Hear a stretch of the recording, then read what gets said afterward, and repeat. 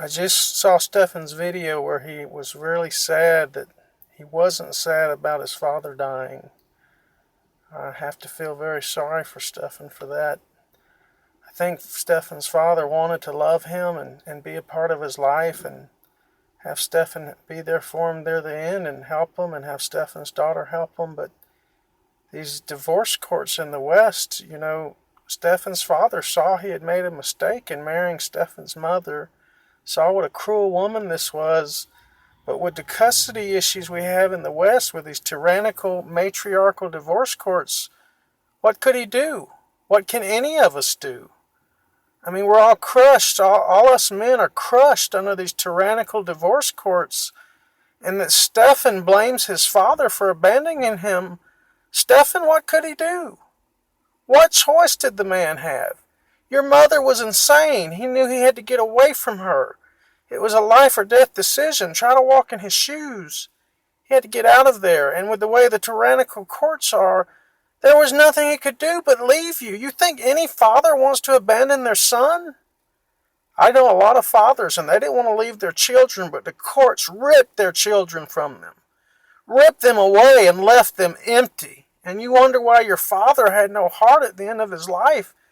You were taken from him. There was nothing he could do, Stefan. There was nothing your father could do. These courts are evil. And Stefan, frankly, I'm shocked that in this time of emotional loss, and I know it should hurt you, and I hope it does, that you had no future with your father when he left you, that you should use this to empower you to want to destroy these tyrannical courts that rip these families apart, rip the children from the fathers and give them to the mothers.